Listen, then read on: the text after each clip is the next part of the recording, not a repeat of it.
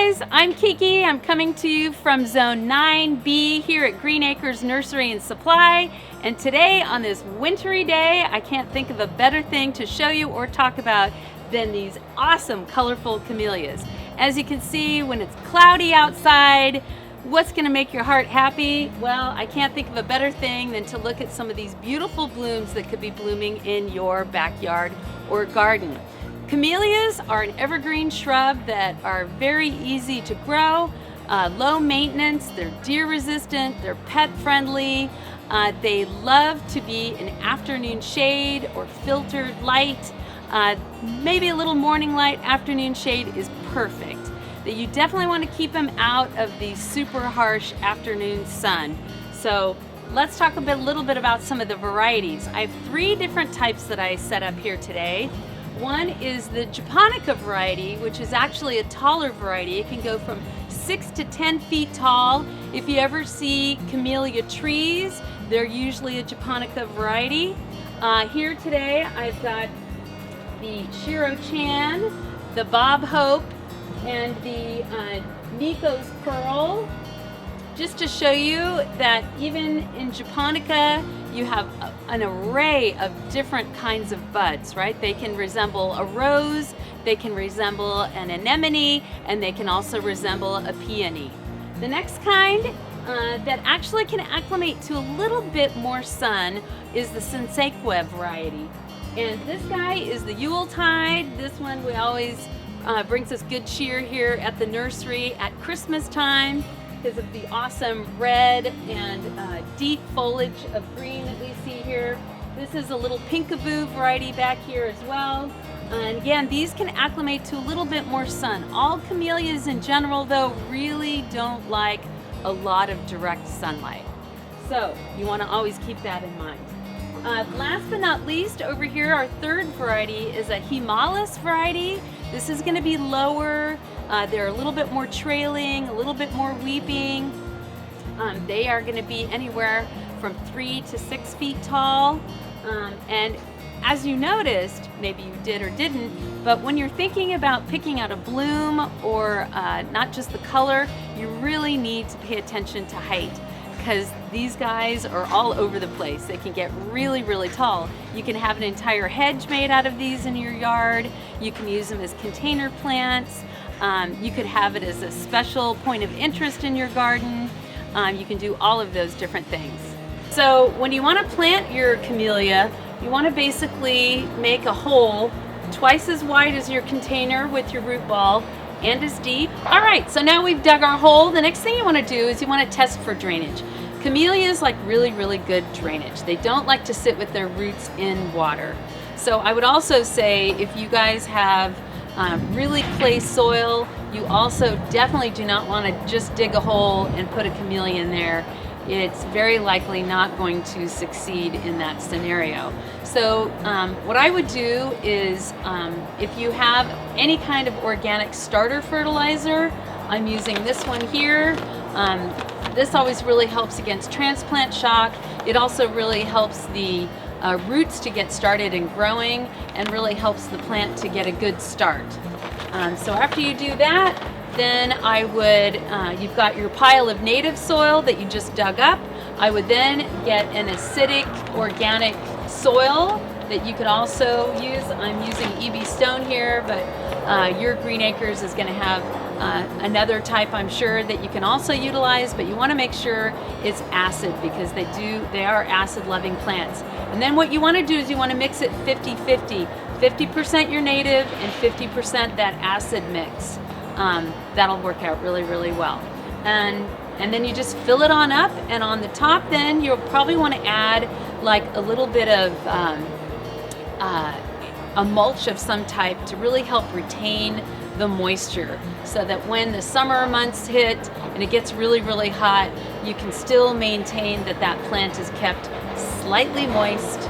They like to be slightly moist, never soggy.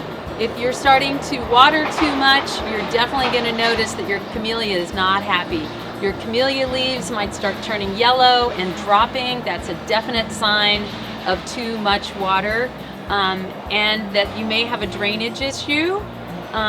The other thing is, if your camellia leaves are just slightly starting to turn yellow but they're not dropping, they may just need food. And so nutrition is really important. As I mentioned, you can either be planting these in the ground or a container.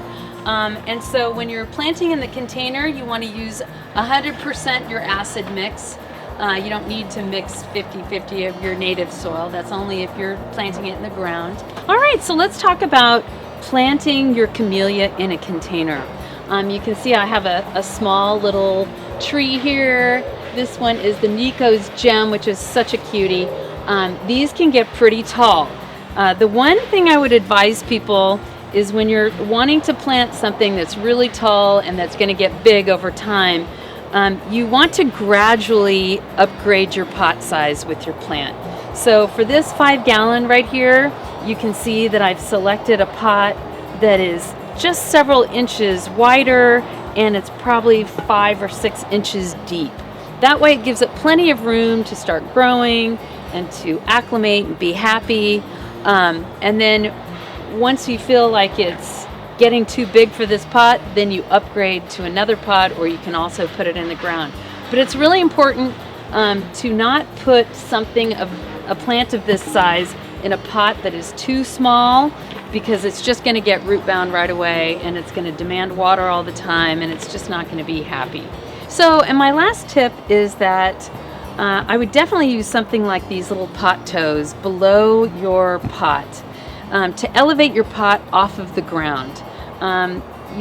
You really don't want to put your pot directly on top of soil, because the roots can go directly through the drainage hole right into the ground and take root, which then when you move your pot, you can actually damage the roots.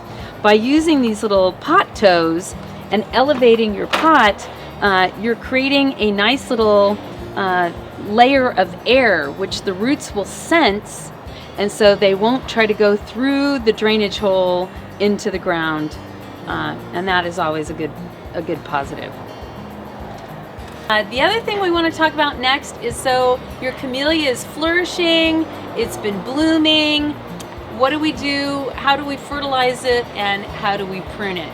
So with fertilization, you definitely want to do that once the plant has bloomed, because after blooming, you want to now start to re-supplement that plant with food so it can start working on blooms for the following year. Let's talk about pruning now for these camellias.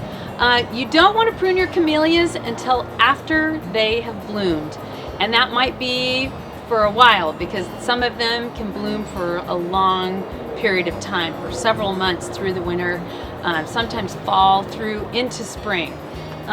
So with pruning, you want to cut off the old bloom. I'm not going to do that because these are all new fresh blooms, but you're going to want to cut off the old bloom, and that is because you want to start to stimulate next year's growth.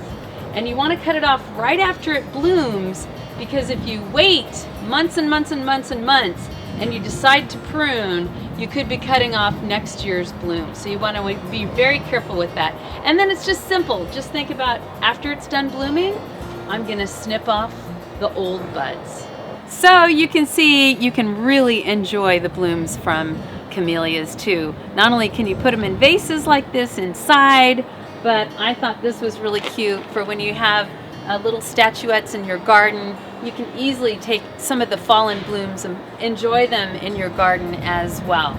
So again, camellias are amazing. They're an evergreen shrub, deer resistant, yay, right? You can use them as hedges, container plants. They come espaliered, they come as just shrubs, they can come as actual trees like you're seeing here. They're very hardy. They're wintertime plants.